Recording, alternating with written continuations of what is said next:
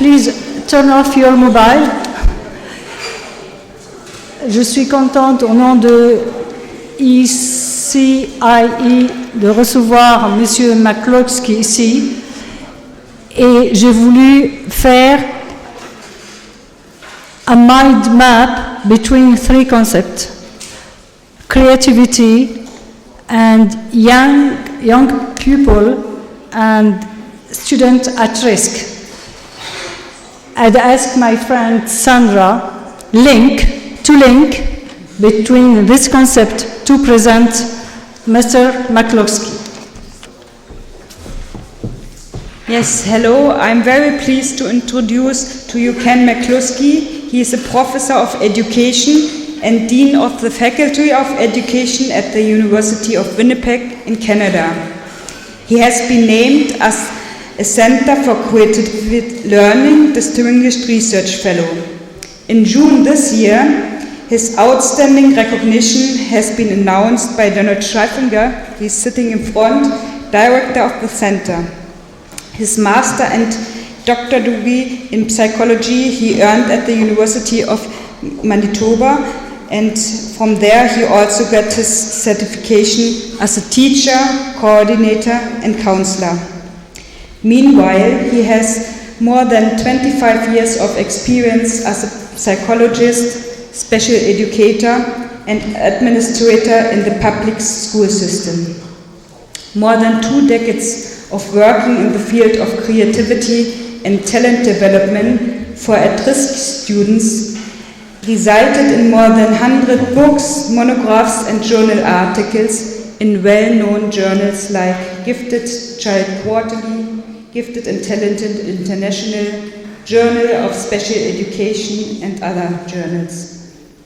Lost Prizes, Talent Development and Problem Solving with at-risk students and Enrichment Teaching and Learning for Talent Development, and are books which he just brought and maybe can show you later.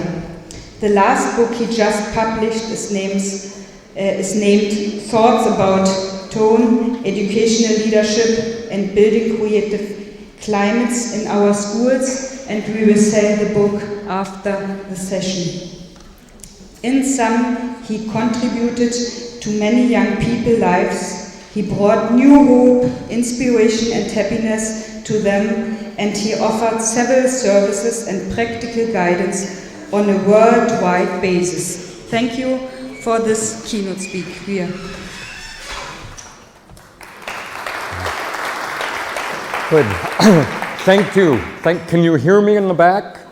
It's okay? Okay, well, it's very good to be here. I'd like to thank my... No? Oh, let's keep going. How's that? Better? Okay, thanks. I'd like to thank my good friend Tazir for the invitation to come here. We've enjoyed ourselves immensely.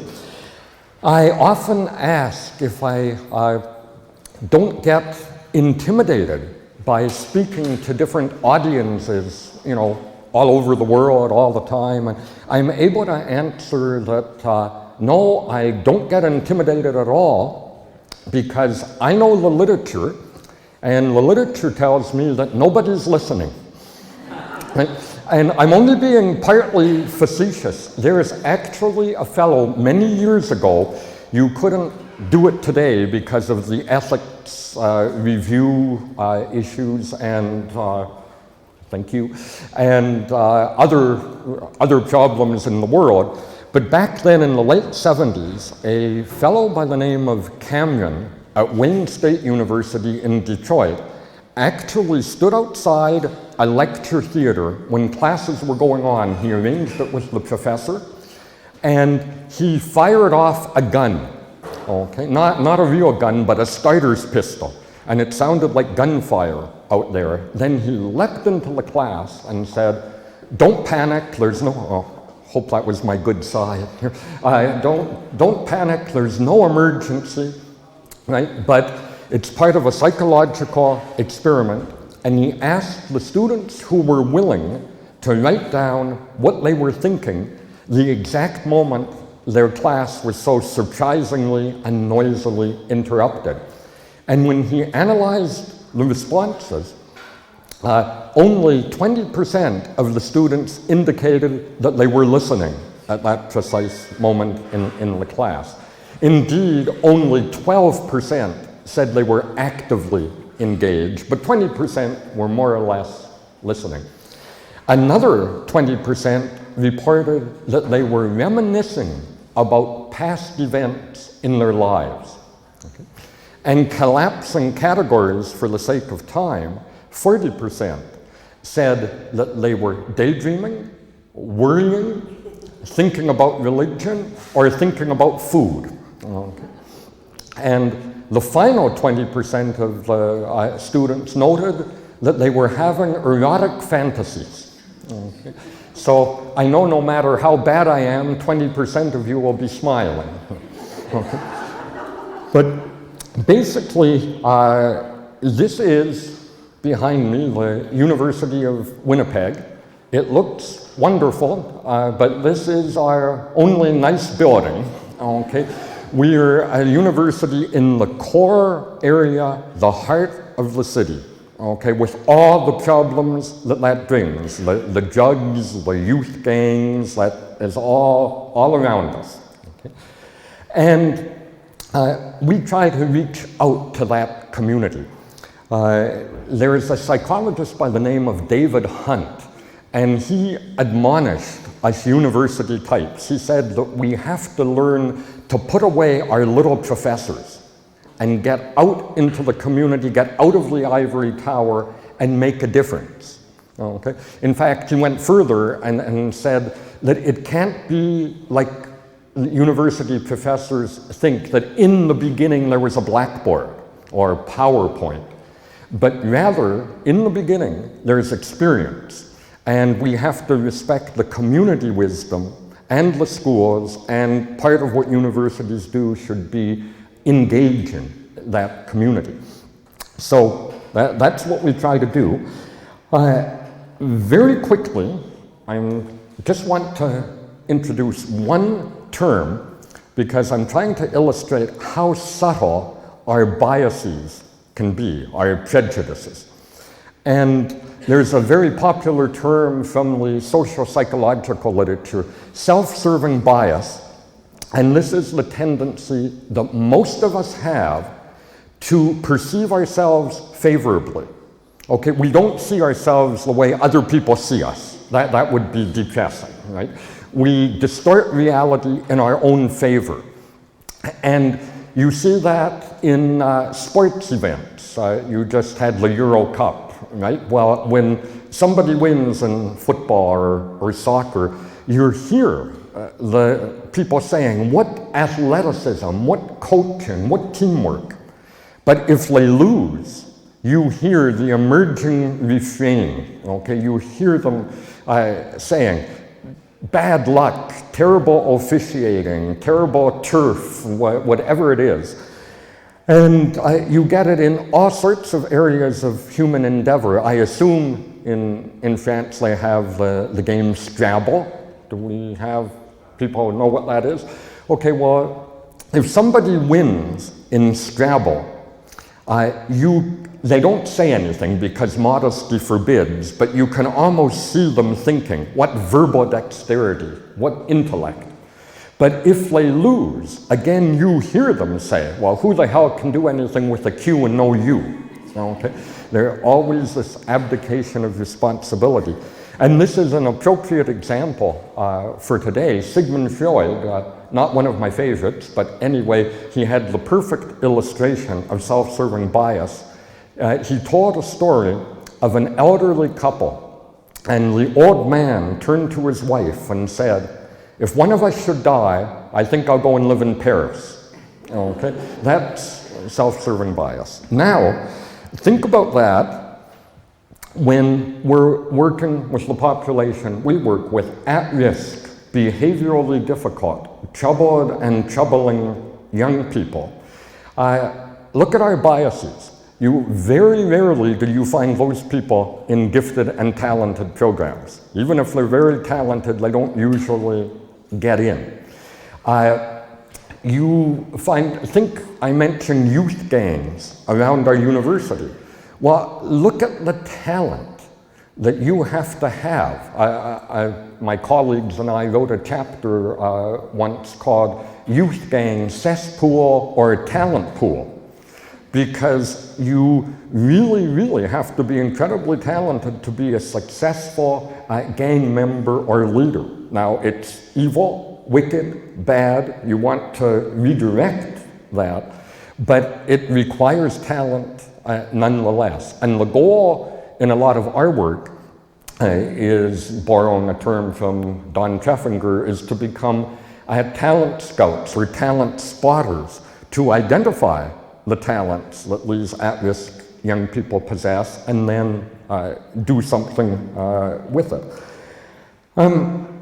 I'm going to move quickly now, just setting the stage, because I want to be talking about these young people, but to give you a quick theoretical backdrop.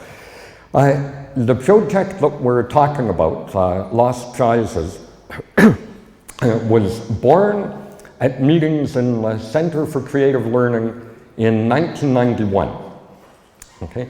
And there were some of us from Canada there working on creative problem solving, and our goal was to identify talented high school dropouts, kids who had left the system, fallen through the cracks despite their talents, and reclaim them, okay, and bring them back, get them back into school and work with them. Now, at best, these were young people who were not motivated, alienated, turned off, lazy kids, the kind of young people you have to water twice a week, right? There's just no life there. And often kids who we have, I don't know if you have it here, but in Canada it's very common. If you miss 10 days of school, you're out. Right? I've never understood that. You don't attend school, so they kick you out. But anyway, that's the kind of thing that would happen. But at worst, these young people had serious substance abuse problems with alcohol, drugs, and so on. And more than that, heavy-duty criminal activity. Many of them had been incarcerated for home invasions, assault, and all of that. So we're talking about a very difficult population here. But they were talented, okay? They had talents. When we tried to get funding for this project and this work initially, some of the funders said, well, we're not going to provide money because talented kids are going to make it on their own anyway, right?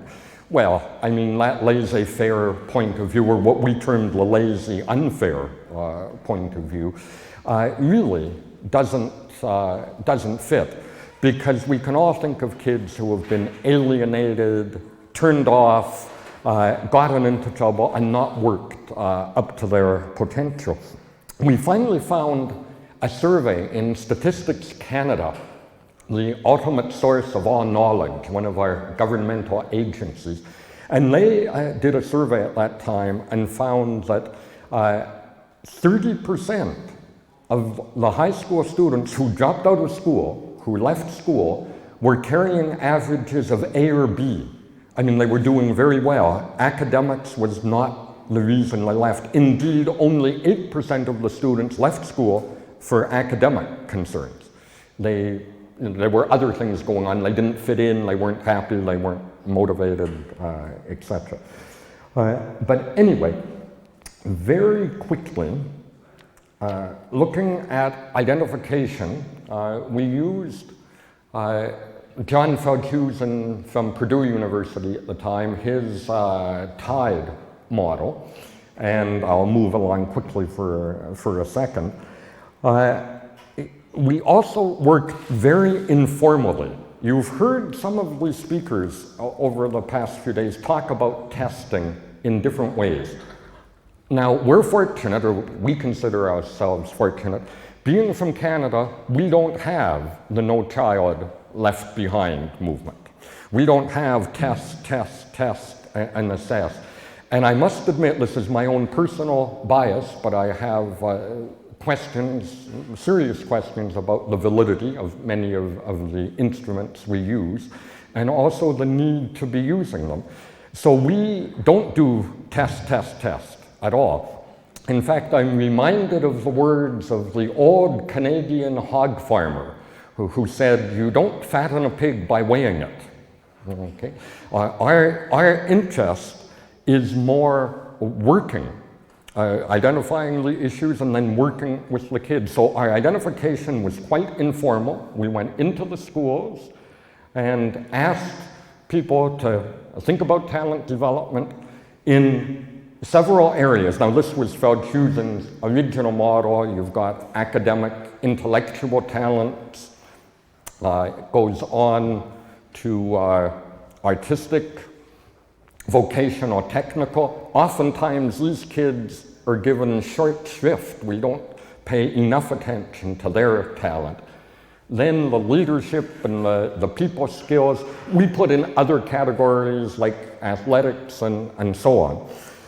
But then what we tried to do is we identified these talented kids. Their names came up. The educators told us about these young people who had been lost to the system. We met with them, tried to bring them back, and for the first month, we'd work all day long with them on a number of things, but one big one was on creative problem solving. And you heard Joe Renzulli give the quote, very popular, that I've heard attributed to Maslow, but I don't know if he said it or not, but the idea that if the only tool you have is a hammer, it's tempting to treat everything as if it were a nail. Well, that's what happens with these at-risk kids. They get stuck in negative ways of responding. They fight, or they run, or they withdraw, or they do the negative things that they do. And if you can give them a toolbox of skills, give them more problem-solving options, you take them through the process of learning alternatives, suddenly they can make better decisions. They make better educational, career, and life decisions. So we work with them for a month, building in those skills all day long, like from 9 to 4. And if they complete that portion, they would get 1 high school credit. Then the second half of the program is a mentoring experience, if you will. So if a student has an interest, we had one young boy who was interested in old books. So we found a used bookstore, and they were placed for another month, that young person, in that setting with a philanthropic mentor to support him. We had one young lady interested in becoming a doctor, so we found a placement, a nurse's aide in a hospital. We had one young man who decided he wanted to be a mortician. So sure enough, we found a funeral home and placed him there. Now, after the first few days, he didn't like it. So we changed the placement, but what he was interested in was the counseling aspect that came with that. So we moved him in that direction.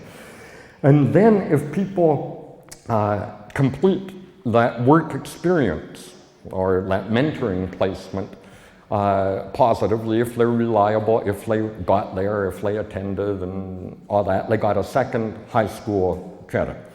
And now this really takes work. I'm going quickly, but think of the preparation. What we did, for example, we had to prepare these mentors. We brought in Scott Isaacson from Buffalo, who worked on a 2-day creative problem-solving course for the mentors. So now the mentors knew what the students had learned, and they could then help them practice their skills. We brought in Ruth Knoller, who was sometimes called the mother of mentoring, and she worked with them, our business people and our workplace hosts, helping them become more effective in the mentoring role. And we developed plans, individual plans, for each young person. Now, you know, you plan all this, and you figure you know exactly what you're doing, and then when you get into the real world, nothing works. I mean, nothing really works the way you set it up.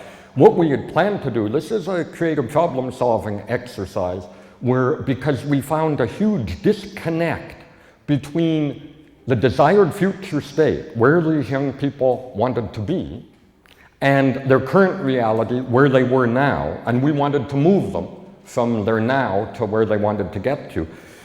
And for talented young people, the disconnect really was amazing. We had one young man who wanted to be a football player, but he was lazy, out of shape, and the only way he experienced football was by vicariously watching it on television. I mean, this isn't going to work, right? Something has to happen. The young lady who wanted to be a doctor, well, she had a C average in high school, and then she dropped out. This won't work. So we built in a plan, but we found very quickly that we ended up with a lot of disappointed students when they didn't reach their goal. And we learned right at the beginning, instead of having one plan and putting all our eggs in one basket, we would have many plans. So we developed one plan. If that doesn't work, what's your fallback position? If that one doesn't work, what next? And then when we had multiple plans, things went better. But okay, now let me get to the students involved. Let me try and describe this population, and I should say something else too. I'm making it sound like I was doing all of this myself, but of course we had many colleagues. And the person, it was my wife Andrea, who was working with all these people in the trenches. Okay, they say at the University of Winnipeg that I get wild, off-the-wall ideas, and Andy does all the work. Right? And there's some truth to that. So she was the one in there working with these students. And on the first day of class, one of the young men walked in, and it was October, but it was very hot. We were in an off-site away from the schools. I didn't want to go back to their schools, so we were in a basement, and it was very, very hot, and yet he came in with a long black overcoat, which wasn't very good. And then it got worse because he opened up his coat, pulled out his flask, his bottle, and started drinking in the middle of her session. So Andy was going to address that, but then thought, no, we're just going to have a power struggle. I mean, is this the hill I want to die on? He's just going to leave. So she decided she was going to address this slowly over the course of the week. By the end of the week, talk to him, because he wasn't disturbing anybody, and none of the other students seemed to mind. They all had their own crosses to bear. So he just was drinking for a few days. But by the end of the week, he came up to her and said he had been so excited by the material, by learning about creative problem solving, that he was going to attend regularly, and he was going to confine his drinking to weekends. Okay? Which may not sound like a therapeutic triumph, but with this population, that was a big thing. Okay? So it was very difficult, kids like this. Here's a few of them. It was in a newspaper article. I'm a younger me there. I'm the most disreputable looking one of the lot. But that, some of them remember, because you'll see them again in a video.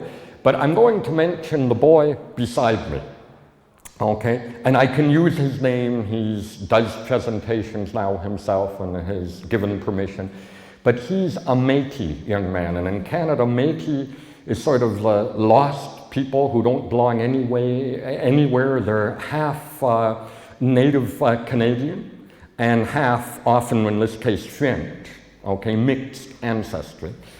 And he was really, well, he had had a lot of trouble in his life. So Ryan Gauthier was, from the time he started school, he was trouble. And he was in our school district, and you know you're supposed to love all the children, but he was a difficult child to like. He was terrible in elementary school.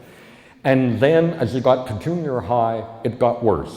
He first started drinking, then he got so involved with drugs, he was addicted. He then started breaking into homes to steal money, and then he was finally assaulting old elderly women on the street to take their money to feed his, to support his drug habit.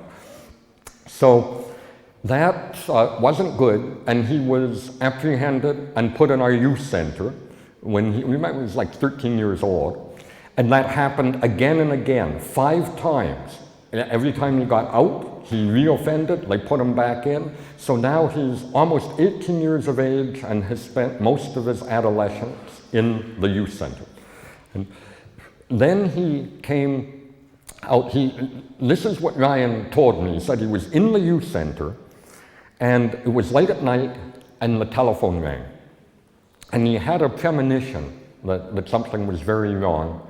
And sure enough, they called him in the next morning and told him his father, stepfather actually, had been killed in an alcohol-related accident. And then they told Ryan that because of his behavior and the drinking and all the fights and that, they weren't even going to let him go to the funeral. He wasn't being released. Now they relented, they changed their minds. He did get to go eventually. But there he was sitting there thinking he's lost his dad, and he's, can't even go to the funeral, and what is his life? And he decided to try and turn things around. So he got out of the youth center, and it was coincidentally, just serendipity, that he got out on the day our Lost Prizes program was beginning. So we were running a program, but he went to the high school.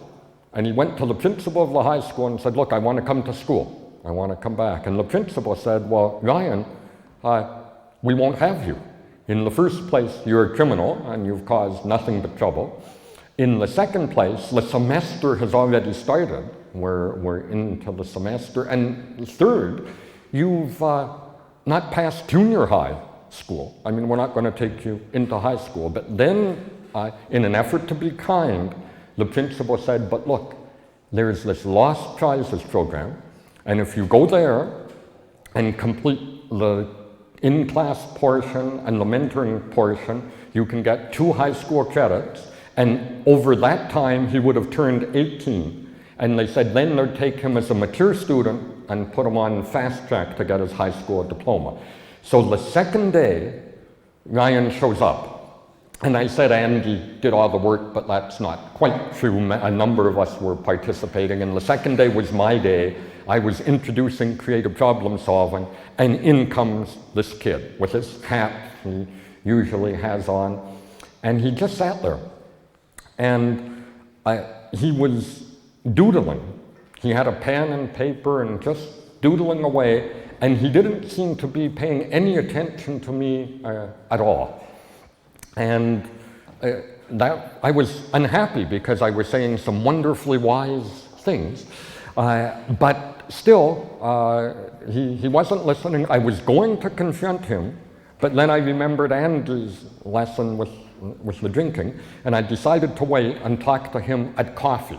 We would have coffee breaks. They weren't really coffee breaks, they were smoke breaks, right? And you know what they were smoking, right? It's those kinds of kids. But anyway, so we waited till the smoke break, and I looked at his doodle, and this is what he had drawn. No background in art, no experience. In the second half of the morning, after he came back, that was the drawing. I decided to let him doodle. I mean, there was talent. When we asked him to describe the program later, that's what he said Lost Prizes meant to him. That became the cover of the book, published from the Center for Creative Learning. And it just really had some incredible talent, and he got better and better when he was placed with a mentor. Look at this art. Look at this. Do you think that boy had talent? Remember, this is a criminal, right, who was terrible in school, but there were certainly abilities there. And it really was, well, it was really exciting to see him grow. Now, I just want to backtrack for a minute to give you a sense of the success rate here. Over the years, we worked in this first project. There were 88 students involved in the different projects, 55 or 57, whatever it was. 65% turned their lives around. Now, we know we don't save everybody, right? I mean, it doesn't work that way. This is a high-risk population. I'm not a religious person, but a quote from Walter Barb really applies here. Walter Barb has said, you don't save everyone, even Jesus Christ only got 11 out of 12. Okay? So we know it's not going to be perfect, but often we don't make a legitimate attempt, and we give up on these kids too quickly. We don't leave room for redemption. And when we worked with them intensively, 65% were successful, and by success we had, it was high criteria. They either had to go back to school and be doing well in high school, or go to college or university and be performing well, or have obtained and held a significant, important full-time job. Okay? And by that definition, those criteria, 65% change things around. Now, one very exciting thing happened. In 95, I think, the NAGC, the National Association for Gifted Children, had their conference in Tampa, in Florida. And we were invited along with 7 students with very visible talents. Ryan was one of them. Were invited to go and present a double session there. And this wasn't, I mean, we did this with some trepidation. Remember what's happening now. We're taking drug-involved, in some cases pushers, into the US. In some cases, Ryan's case, we had to have special dispensation to cross the border. And I don't know that we'd get it today, but back then we did. So we end up taking these 7 delinquents to Sarasota to give or to Tampa to give a session. Well, it was amazing. They were good. They behaved themselves. They presented. They helped one another with their presentations. The artists showed their work. The photographer took slides of everything to help in the presentations. The poets recited. And at the end, the book came out on the day of the presentation. And during the presentation, Ryan showed some of his artwork.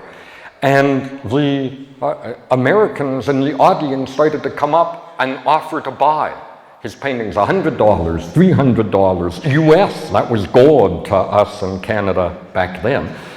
And then they'd ask him to sign the book, excuse me, sign the book cover. And as Ryan's signing and being paid money and selling his work, he just turned to us and said, well, this is a bigger high than drugs. Okay? And that symbolized the program for us.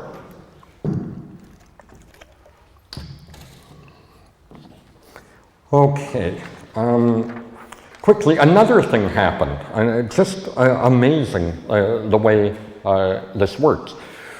We had Ruth Noller came up, and she liked Ryan's artwork so much that she said, well, you know, she just started to talk to him about his art.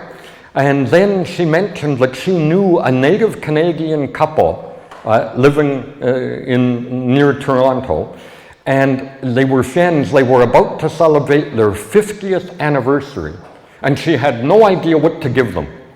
And the man was a member of the Wolf clan, and his wife was a member of the Bear clan. And she was just talking, and look at the lessons of altruism and caring that you learn. Ryan heard that. He went with some of the money he got, bought paints, and he had never really painted much before. He didn't have the money. He bought paints, and he painted this to give to Ruth Knoller, to give to her friends for their 50th anniversary. That hangs on their wall today. I mean, just tremendous things happening here. But moving along, let me talk about a couple of the other kids. Gent was, this is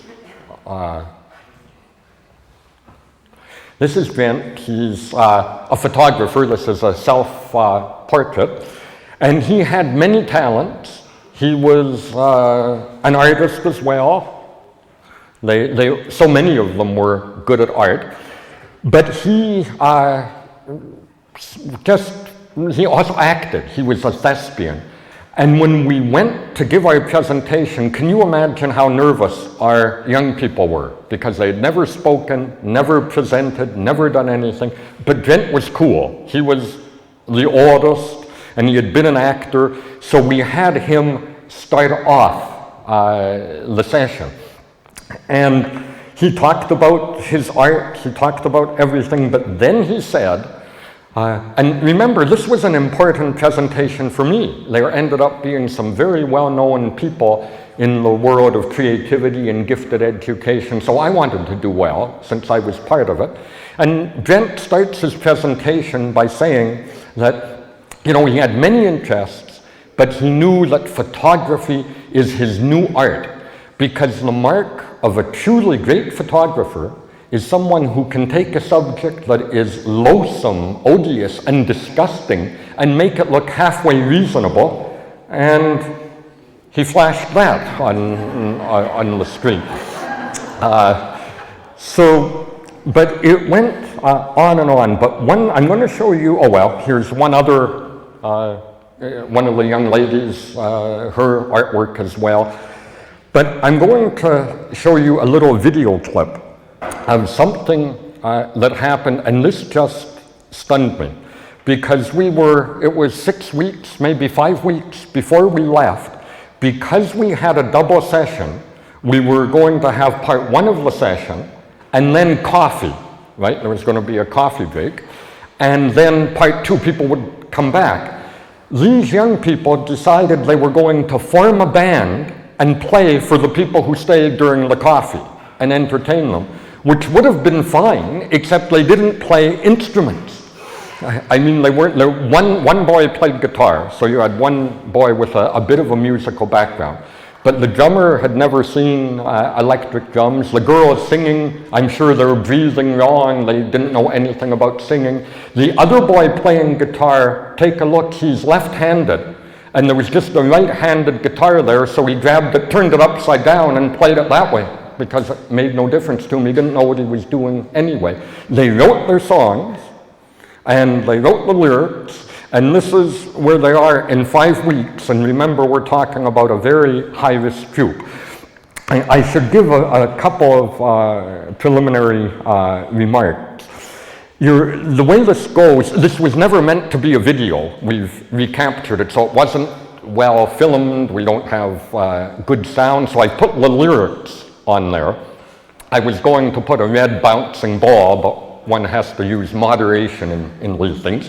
But you see the lyrics, and you see them rehearsing in the hotel room, and then we pan into the conference. And remember, there's not that many people there because it's the coffee break. They did some very big sessions after as a whole band, but this is the one that's dear to our hearts because this is the first.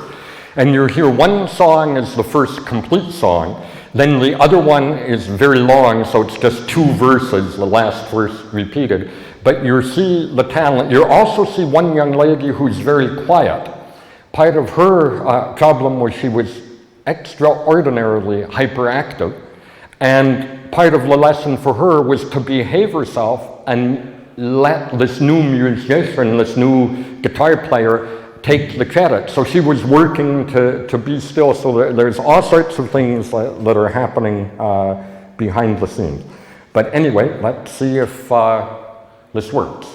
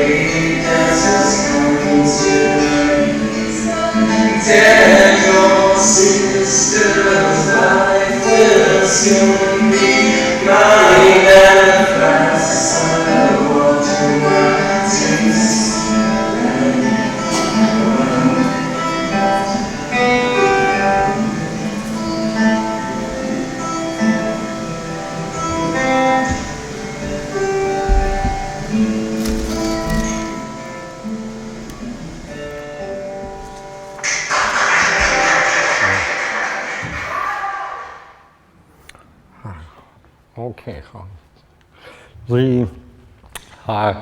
Now, remember, delinquents Lazy, doing bad in school, criminals, everything you want, looks pretty good. And again, not a lot of testing to find the talent. These talents, when you look sensitively and you're looking for the talent, it can surface. One little thing, I can't resist sharing this, I've got time if I hurry. On the way home, we were on the plane, and you know, these students were so excited because they had gone to Disney World, they had gone to Epcot, they had done these presentations, it was so wonderful. And as the plane took off, they were a little bit noisy and rambunctious, not terrible, but it was getting a little noisy. But nobody was saying anything, and I thought, well, they had earned it, so I just left it. But then suddenly an elderly woman got up, looked around, and her eyes met mine. She found me, then walked towards me, and I thought, uh-oh, you know, here's trouble. I've got to rein them in. But no, what happened is she turned to me and she said, young man, she was a nice old lady, she said, young man, I think it's such a wonderful thing that you're doing, taking this group of mentally retarded students for an outing. And I was able to share that with them again and again and again. But anyway, we went on, we ran this again with a group of Aboriginal Native Canadian students, same results. Basically, we had to make some changes, but the same impact. This one that you see, this slide, and you can't get a more at-risk population than this. We were asked to work with Native Canadian inmates who were in our provincial jails.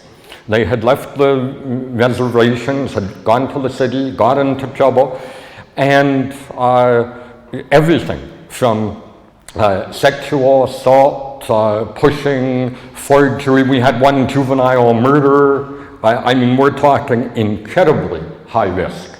We ran the same program again, but we had longer. We had a captive audience. They weren't going anywhere. So we had a longer time with the creative problem solving and longer mentoring. But at the end of that, we followed them for a year. And initially we were disappointed because the recidivism rate was 39%. 39% after a year had reoffended and were back in jail. But unbeknownst to us, a control group was set up by Corrections Canada, by the government, and they tried to match the students, or the inmates for offense, gender, where the community they came from, and it was pretty close match. And so that was the control group in effect. So our experimental group had the pre-release support of creative problem solving and mentoring.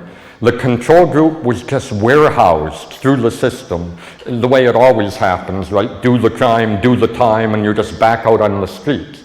The recidivism rate for the control group was 90%. Okay, so a huge difference. Anyway, just to conclude, I swore I would never talk about this again. We finished our last projects in this area in 1999, and I was getting a little bit dated, so I just stopped. But there was so much interest, I kept being asked to do it, so we put it back on the agenda a couple of years ago. But the other thing is it's being born again. At the University of Winnipeg, we have gone and worked with, we have some corporate sponsors, and I'm not really happy about getting business involved in university things, but we still met with these corporate business people. You know what they say, you have to be able to go to the zoo and not fight with the monkeys. So we worked with them and basically got significant funding. So this is all being starting out, but we're now too old for this. But this building Wigwakanak in Ojibwe means partnership. This is our community outreach building where we have a lot of our programs, including the headquarters for the World Council for Gifted and Talented Children, which is on our campus, but also various community outreach, mentoring, and other initiatives. And this young man, Kevin Chief, is a native Canadian fellow who had a very troubled early life and had a problem with alcoholism and all of that. He came to our university and became a basketball star. He was All-Canadian twice and turned his life around and is now devoting it to working with young people. And he runs various camps. This is a camp that goes, this summer, over 6 weeks, there's going to be about 1,200 kids going to this thing. And we'll be building in creative problem solving and mentoring and all these components, but now we're talking about much larger numbers. He has sports camps and other stuff. I will close by just mentioning our mentorship programs very quickly, and I would stop now, but I just feel the need to do this to our translator in the back. Here are some of the mentoring programs that we have. Now, what we have at the university is a course on at-risk children and youth. People who complete that course can sign up and become mentors and work with inner city children, war-affected, gifted and talented, all sorts of inner city young people.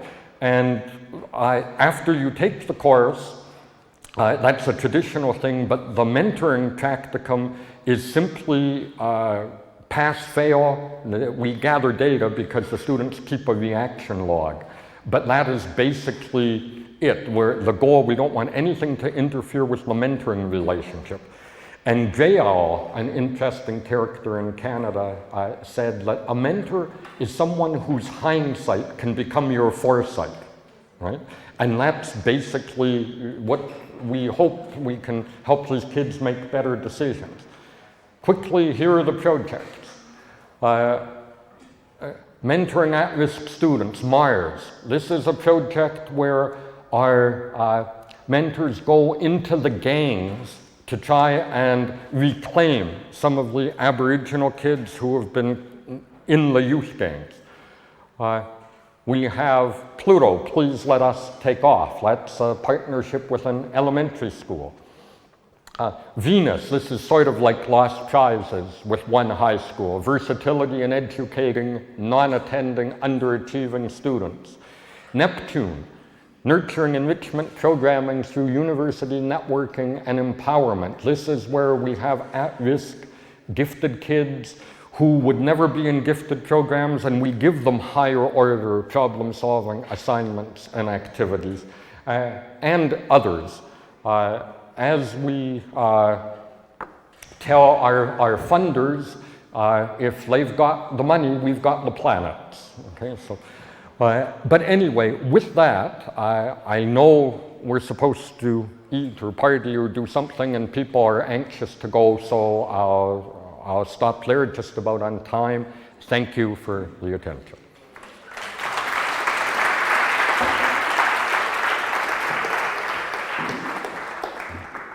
Yeah, I just, no. Okay, thank you. I just would like to conclude with only 3 sentences more. We all learned how important it is that we are carefully about young people living at risk or who feel like they already lost. So Ken gave us wonderful examples which really work in practice, as he told us, and talked about very successful possibilities when these people were fostered and supported in special programs, getting a real chance to start new. So I hope we all did not only enjoy listening and got very useful information, but that we feel encouraged to try ourselves how to make a good difference for those people working with us, and especially for those who are depending on our support. Thank you so much, Ken. Thank you. Thanks very much. Thank you. There are two informations I would like to give you. The first one is that people who like to join us for the gala dinner, they still can join us. We leave at 6:30, which is about now, from the front, and we will go by underground to the restaurant, and those who would like to join us, they have to pay €60. And the other information I have is for tomorrow at 9:45 until 11. There is a change in the program. It is in A31. It is for teachers, and the session is called A Big Question. Thank you.